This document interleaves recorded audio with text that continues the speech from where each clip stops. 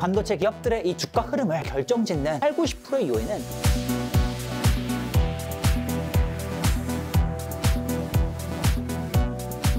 그러니까 어떤 뭐 국내에 문제가 있을 때 아니면 정치 지도자들 국내에서 지지율 떨어질 때 네. 외국하고 일부러 싸우고 네. 화살을 밖으로 돌리고 그렇죠. 그러니까 한국이 민족주의 성향이 강해지면 일본하고 반드시 싸우게 돼 있죠. 또 반대로 일본에서 민족주의 성향이 강해질 수 있을 때 그럴 그렇죠. 수 있고요. 그러면 예. 이 한반도를 우습게 알게 될 테고 뭐 그렇게 되는 거죠. 이게 참 우려스럽긴 합니다만 이거를 우리가 이제는 변수가 아니라 상수로 생각을 그걸 하면서 받아들이고 그 속에서 생존하는 방법을 찾아야 되죠 이제. 그러면, 그런데 다행히 네. 한국이 그렇게 약소 국가는 아니에요. 우리 국민들의 생각은 아직도 약소 국가에 머물러 있는데 그래서 중국한테는 뭐 높은 산이라고 그러고 우리는 뭐 작은 봉우리라고 하고 그건 기본적으로 과거부터의 그 약소 국가의 사고의 습관인 거예요. 미국한테도 꼼짝 못하고 일본한테는 좀 큰 소리 치죠.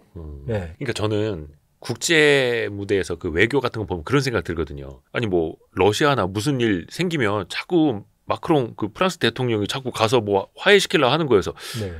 프랑스가 그냥 옛날에 프랑스가 아닐 것 같은데 저기 프랑스 대통령이 이 나라 저 나라 찾아다닌다고 해서 뭐 달라지나 싶기도 한데 그거 해야 되죠. 일부러 이제. 막 그러는 거죠. 더 그렇죠. 자기가 중재자인 예. 것처럼. 예를 들어서 지금 브라질을 생각을 해보시면 예. 꽤 영향력이 있어요. 남아공도 꽤 영향력이 있어요. 그런데 경제로 보면 우리가 훨씬 나아요. 훨씬 큰 소리 칠 수 있는 게 많아요.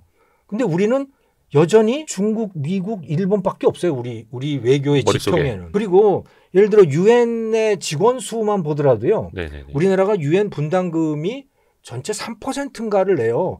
그게 10위권이에요, 우리가. 굉장히 많이 내요, 우리가. 그런데 유엔 직원은 보면 1%도 안 돼요. 유엔 직원 정말 한국인 직원이 없어요. 그렇죠, 그렇죠. 국제기구에 별로 많이 못 예, 나가고. 못 나가는 거예요. 안 나가고. 어쩌다 한 사람 그 뭐 이코노미스트라도 가면은 막 대서특필되고. 반기문 총장님 뭐 그냥 뭐 사실 그것도 이제 대단한 거긴 한데 어떻게 보면은 우리의 위상을 더 크게 생각해도 된다. 그럼요. 스페인이라든가 이런 나라들을 보면 돈 몇 푼 안 내는데도 유엔 직원들 많아요. 그러니까 진짜 옛날의 강국들. 조상들이 다른 나라에서 물건 많이 뺏어와서 잘 먹고 잘 산 나라들, 후손들. 예. 그러니까 우리나라도 이제는 중견국으로 나서야 된다. 더 이제 세게. 미국, 중국, 일본을 벗어나야 된다. 이제 우리가 동남아에 가서도 좀 설치고 말하자면 유럽에 가서도 좀 설치고 예. 야 우리나라 제조업 강하단 말이야. 한국 방산 강하니까 한국 원자력 산업도 강해. 그러니까 너희들 우리 협조 좀 하자 하고 비즈니스를 하면서 돌아다녀야 돼요 이제. 이게 참 필요하네요. 왜냐면 그 캐나다도 땅덩이는 엄청 크니까 되게 네. 강대국으로 알고 있는데 거기 인구가 3천만 명 정도밖에 그러니까요. 안 되고 얼마 안 돼요. 뭐- 한국이 센 나라예요. 오히려 그러면 우리나라의 대통령이 해외로 더 많이 다니고 대통령도 그렇고 공무원들 기본적인 사고를 그렇게 해야 되고 일반 국민들도 저는 그렇다고 봐요. 공무원이든 대통령이든 그게 어디서 딱 하늘에서 떨어지는 게 아니잖아요. 그렇죠. 그 국민이잖아요, 다. 네. 한국 국민의 수준이 그런 거예요. 그렇기 때문에 대통령이 돼도 그 지평을 잘 못 넓혀요. 그러니까 되게 이제 우리는 선진국이고 글로벌 강국이라는 생각을 장착을 해야겠네요. 왜 요즘에 많은 사람들이 유튜브에도 네. 영상을 올리는 게 해외에 나갔는데 옛날에는 차이니즈냐고 먼저 물어보고 그러니까요. 재패니즈냐 물어봤는데 이제 먼저 코리안이냐고 해서 네. 지하철 뭐 이런 데서도 중국 사람이냐고 물어봤는데 그 아니라고 해서 한국 사람이라 오히려 더 막 반겨주는 안녕하세요 막 해서 더 하는 예. 그러니까 위상이 더 달라졌다는 거죠. 예. 그럴 때 우리가 그 사람들을 대하는 태도를 공부하고 연습해야 돼요. 우리는 어떻게 하냐면 Do you know 손흥민? 강남 스타일? 예, 강남 스타일? Do you know 강남 스타일? 이거를 아니 왜 그걸 거기서 물어봐? 그걸 어쩌라고? 그러니까 이제 당연한 거죠. 그렇죠, 블랙핑크 뭐 당연한 BTS고 거고. 뭐 예. 그 사람들을 품어 안을 수 있는 우리의 에티켓을 공부해야 되는 거고 그걸 장착하고서 관광여행도 다녀야 되는 거고 다 그런 거죠. 그러면 이제 외국 친구들이 너 블랙핑크 뭐 BTS 공연 본 적 있어? 그러면 야 그런 친구도 우리나라에 한 500팀은 넘게 있어. 막 이러는 그렇죠. 한국 한번 와봐. 예. Do you know BTS 하지 마십시오. 그 BTS 우리 동네 옛날에 초등학교 같이 다녔던 친구들이야. 막 이렇게 그냥. 예. 우리의 생각, 공무원, 국민 모두가 레벨업을 할 필요가 있네. 이미 이제 우리는 그 정도가 됐고. 예. 그리고 이제는 품위를 좀 따져야 된다. 우리가 품위야, 품위를 장착해야 된다. 절대로 해서는 안 되는 게 외국인들한테 바가지 씌우는 거예요. 바로 이제 동남아시아 다 갔다 그러면 소문나요. 반말하고. 다 소문나요. 바로 인스타에 올라가고 그러면 한국이 그래도 이미지가 꽤 괜찮은데 그거 가지고 다 망치잖아요. 90년대 후반이 그때는 어글리 코리안 이런 거 외국에서 많이 이야기됐어요. 공항에서 택시 타면 다 바가지 씌우고 뭐 이제는 좀 이제 하지 말아야죠. 그래서 어떻게 보면 이제 공적 자금 원조 ODA 같은 것도 사실은 늘릴 필요도 있는 거고 우리가 이거 아깝다고 할 게 아니라 과거에 우리가 받은 것도 있고 이제는 그 개발도상국을 위해서 좀 베풀어야 할 때고 그게 또 우리의 또 위상도 높이는 것 같아요. 그것도 그거지만 한국이 갖고 있는 강점을 가지고 다른 나라들하고 시너지를 낼 수 있는 길을 찾아야 된다. 강점을 가지고 한국의 강점은 고급 제조 인력들이에요. 그게 방산, 조선, 원자력, 제약 뭐 이런 것들입니다. 이게 기본적으로 여기에서 한국의 기회가 생기는 이유는 미국하고 중국이 싸우기 때문에 한국의 기회가 생기는 겁니다.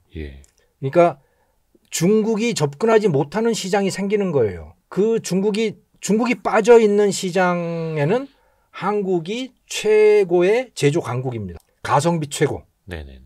기술도 최고. 네. 그러니까 그걸 가지고 중국하고는 친해지고 싶지 않지만 경제 성장은 여전히 하고 싶은 나라들하고 손을 잡고 시너지를 내야 된다. 그러면 한국이 중심 국가로 부상할 수 있다. 중심 국가로. 예. 너네 반도체 필요하지, 배 필요하지, 무기 필요하지, 원전 필요하지, 제약 필요하지. 뭐 어느 나라든 이거는 거의 다 생존과 직결되는 산업이고. 그러니까 너희들 가르쳐 줄게 내가. 그냥 단순히 물건 파는 게 아니고 너희들 내가 가르쳐 줄게. 그러면서 우리 품 안에 품는 거죠. 그러면 뭐 한 10년쯤 지나면 경쟁자가 되겠죠. 그럴 수 있죠. 그들이 그 기술을 배워서. 하지만 우리는 더 발전해야 되는 거죠. 그러니까 과거에 방산 기술도 우리가 도입을 받아서 그렇죠. 라이센스 인을 해서 우리가 뭔가를 만들어내고 했듯이 원전도 마찬가지고요. 그렇죠. 근데 거기에서 멈춰선 나라가 일본이에요.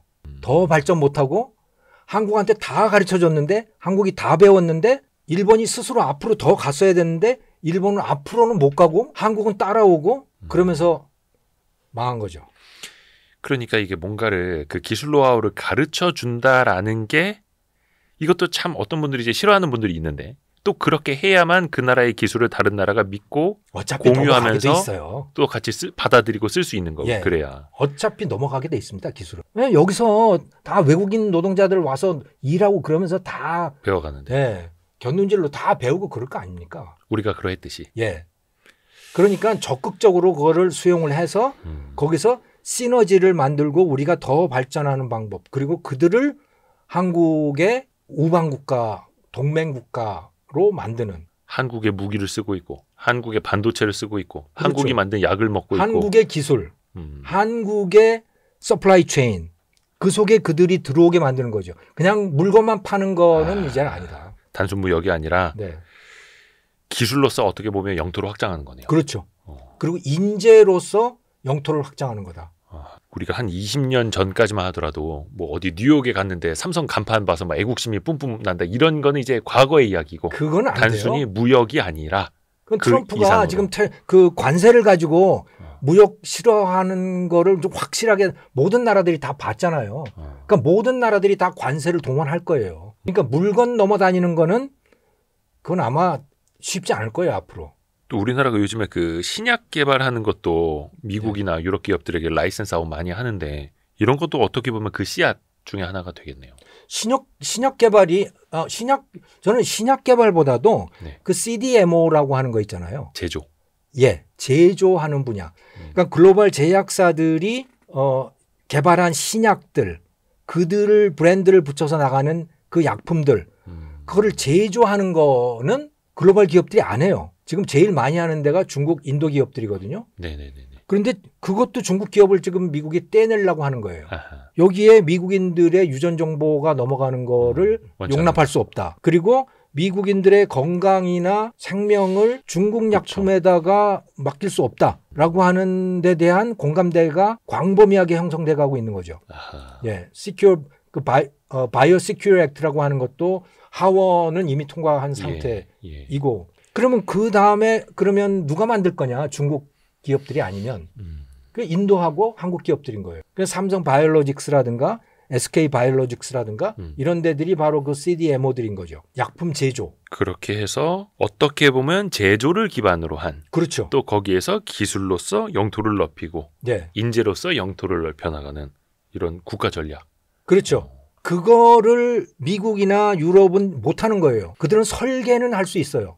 신약 물질도 만들 수 있어요. 또 임상실험 그런 것도 잘 할 수 있어요. 그런데 제일 마지막 단계의 제조는 못해요. 그렇기 때문에 반도체의 경우에 파운드리라고 하는 게 네. TSMC 또 삼성 파운드리 이런 것들이 미국에는 못하는 거를 우리가 하고 있는 거고 또 약품 같으면 삼성 바이오로직스나 SK 바이오로직스 같은 그런 CDMO들인 거고 또 원전 같으면 지금 두산 에너빌리티가 그 이제 원전 뭐예요? SMR 네네네. 소형 원전 설계도 만들어 가지고 오면 우리가 공장에서 제조해 줄게 하는 비즈니스를 본격 시작했어요. 그렇죠, 그렇죠. 예. 요즘 주가 엄청 좋던데. 예. 그러니까 이 제조하는 거요. 예. 설계는 니네들이 해라. 제조는 우리가 최고야. 가성비 우리가 최고야. 이거에 한국이 강점을 갖고 있잖아요, 지금. 그렇죠. 그러니까 이걸 가지고 잘 활용을 해야 된다. 이거 가지고 돈 벌 생각만 하지 말고 이걸 가지고 우리 편 만들어야 되고 한국 인재들이 세계에 나갈 수 있는 기반을 만들어야 되고 그러면서 다른 나라들을 한국의 영향권 안에 들어올 수 있게 해야 된다. 그들이 한국을 좋아하고 그들이 한국 때문에 덕을 보고 우리도 그들 때문에 덕을 보는 그런 시스템을 만들어 놔야 된다. 어떻게 보면 과거에 유럽이나 미국 같은 그 선진국들이 경제 영토를 넓혀 나갈 때 했던 전략이랑 그렇죠. 비슷하기도 하네요. 예. 근데 과거에는 식민지 전략들이 많았던 거죠. 여기. 강제로. 예, 강제로. 왜냐하면 그 당시로서는 이 그러니까 서유럽의 그 나라들 말고는 사실은 개방된 나라가 거의 없었어요. 네네네. 외국인들이 오면 이거는 다 적이라고 생각했던 거예요. 그러니까 자유무역이고 그것도 기본적으로 되지 않아요.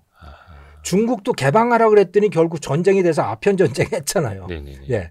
그건 다 마찬가지거든요. 우리나라도 마찬가지고. 개항은 다 강제로 이루어지게 된 했었어요. 왜냐면 기본적으로 호모사피엔스들의 삶의 방식이라고 하는 것이 문 닫아놓고 사는 방식이 아주 자연스러운 거예요. 갑작스러운 변화 이제 두려워하고. 그렇죠. 예. 외부인들이 들어오면 그걸 두려워하고 하는 게 아주 자연스러운 인간의 모습이었던 거죠. 그렇죠. 그래서 이게 서양에서 이게 산업혁명이 일어나서 그 물건 팔아 먹으려고 했을 때 강제 개항을 할 수밖에 없었죠. 근데 지금은 아니잖아요. 지금은 그러네요. 웬만하면 다 열려 있는 거고 또 다른 나라들이 어떻게 사는 건지 다 경험도 했고 UN이라고 하는 시스템도 WTO라고 하는 시스템도 경험을 했고 그러니까 그런 방식으로 우리가 품어 안으면 된다. 충분히 우리는 그럴 수 있는 능력을 가진 나라가 되었다. 마지막으로 요거 여쭤보고 싶네요. 네. 이게 사실 그러면 민간 기업 차원에서도 막 많이 하는데 네. 국가 전략 차원에서도 이걸 세워놓고 네. 외교적으로도 이제 같이 가야 되는 거죠. 네. 그건 다 같이 가야 되는 거죠. 왜냐하면 그거는 무역협정이라든가 모든 것들이 다 또 비자 이민제도라든가 이런 게 다 같이 따라다녀야 되는 거니까 같이 가야 되는 거죠. 굉장히 그 희망 있게 들리기도 하고요. 어떻게 보면 이제 과제. 그거 못하면 하고요. 망하는 겁니다. 여기서부터 우리가 제2의 도약을 하느냐. 예.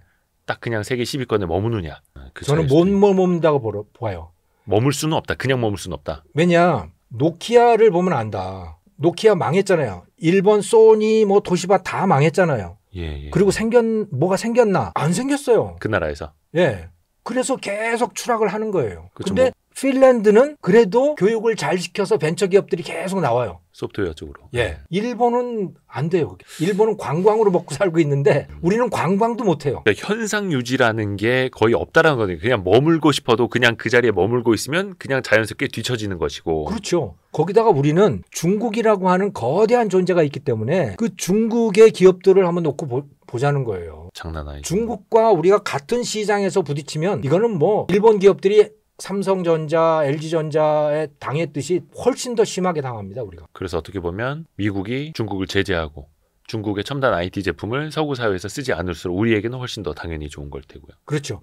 거기에서 생겨나는 시장들이 있는데 그걸 우리가 잘 활용을 해야 된다. 그리고 단순히 물건 파는 걸로만 활용하면 그거는 정말 얼마 안 간다. 앞에서도 85년 플라자비 이야기를 했습니다만 그때 가장 많은 수혜를 본 게 대한민국이었고 네. 운이 좋았다 해서 어떻게 보면 어떤 분들은 대한민국 참 운이 좋은 나라다. 억세게 운 좋은 나라다라고 하는데 우리가 그걸 또 해낸 것일 수도 있고.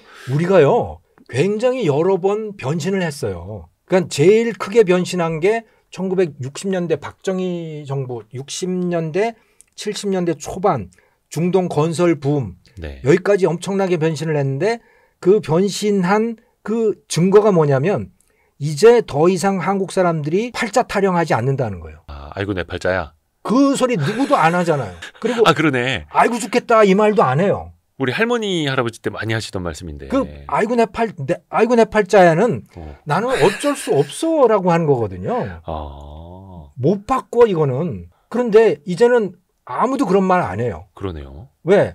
아니 태어난 건 태어난 거고 얼마든지 나는 내 길을 개척할 수 있어라고 하는 생각을 한 거죠. 그걸 경험한 거죠. 기회가 있는 나라. 예. 그러니까 그걸 뚫고 나간 나라예요. 기회가 있는 나라가 아니고 그런가. 기회는 누구에게나 다 있어요. 다만 그 기회를 활용하느냐 못하느냐라고 하는 거고 그냥 소극적으로 생각하면 아이고 내 팔자야가 되는 거고 적극적으로 그러니까 예를 들어 정주영 회장이 얘기했듯이 이봐 해봤어? 해서 하게 되면 뭔가 기회가 되는 거죠. 그걸 우리는 해낸 거죠. 거기서 커다랗게 한번 바뀌었고요. 또 바뀐 게 민주화 체제 87년 때 네네네. 그때 정치적인 인간으로 바뀌었고요. 아하. 예. 그러면서 그 이전까지는 복종하던 인간들이 다 이제 시위하는 인간으로 바뀌었어요. 예. 엄청난 변화죠, 이것도. 네네. 이렇게 바뀐 나라도 별로 없어요. 예. 예. 그리고 또 바뀌었을 때가 언제냐면 1998년부터 한 3, 4년 동안 외환 위기 때 네네네. 그때 소위 신자유주의라고 하는 게 들어오잖아요. 그러면서 바뀐 게 뭐냐면 점심시간에 사람들이 술 안 먹는다. 직장인들이 점심 먹으면서 술 안 먹는다. 그리고 직장에 출근하면 일하는 거다. 확실하게 바뀌었어요, 이때. 2010년대 초반까지만 해도 점심에 술 많이 먹었는데. 내 얘기인가? 그런 말씀하시면 안 되지. 옛날 얘기. 네, 10여 년 전 얘기. 그러면서 또 재밌는 게 뭐냐면요. 네. 98년 그 이후로 삼성 스타일이 쫙 퍼져나갔습니다. 거의 모든 기업들로 삼성이 일하는 스타일이 쫙 퍼져나갔고 공무원들에게도 그게 퍼져나갔고 그래서 삼성경제연구원에서 강의가 굉장히 많았어요. 삼성 스타일. 예, 삼성 스타일. 공무원들도 변해야 된다 막 이러면서. 예. 그러면서 일하는 방식이 굉장히 달라졌습니다. 그러니까 이건희 회장이 요구하던 방식대로 많이 변했어요. 효율적으로. 그렇죠. 그러니까 여러 번의 변화를 거쳐왔습니다. 이제 또 변해야 될 때고 저는 마음 먹으면 변할 수 있다고 봐요. 그러니까 이렇게 저도 시계를 돌려보니까 그랬던 옛날의 기억들 진짜 어떻게 보면 이제 20년밖에 안 됐는데 네. 20년 전만 하더라도 공무원하고 기자들이 점심에 고스톱 치고 있고 촌지 넣어주고 막 이런 시절이 있었고 낮에는 놀고 밤에 네. 야근하고 그렇죠. 2010년까지만 하더라도 뭐 점심에 술 먹고 저녁까지 뻗어 있고 네. 그 다음날 아침에 출근해서 나 어저께 너무 술을 많이 사우나 마셨어. 가야지. 이게 자랑처럼 들리던 네. 그 시절도 있었고요. 막.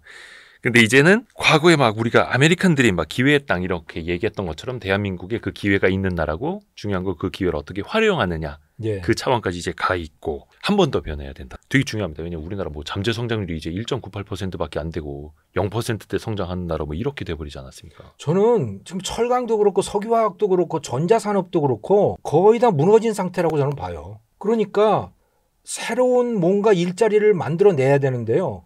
그거는 정부가 만들 수 있는 게 아니에요, 이제. 각자가 스스로 글로벌 시장에 나가서 뭔가를 팔 수 있어야 되거든요. 근데 물건은 잘 못 팔아요, 이제. 그럼 뭘 팔아야 되느냐? 자기의 노하우를 팔고 자기의 영향력을 팔고 사람들을 끌어들이고 그런 식으로 할 수밖에 저는 없다고 봐요. 어떻게 보면 우리나라는 과거에 위기에서 항상 돌파구를 찾아냈듯이 어떻게 보면은 중화학 산업들도 그렇고 거의 다 무너졌다라는 데서 위기감을 갖고 네. 그 좀 희망을 그렇게 품어봅니다. 믿습니다. 이렇게 또 교수님이 좋은 말씀을 해주셔야 우리들이 또 지식의 업그레이드가 되고 지식의 복리 효과를 또 쌓아 올라가는 거 아니겠습니까? 네, 감사합니다. 와, 오늘도 진짜 다양하게 깊이 있게 네. 이야기 정말 잘 들었습니다.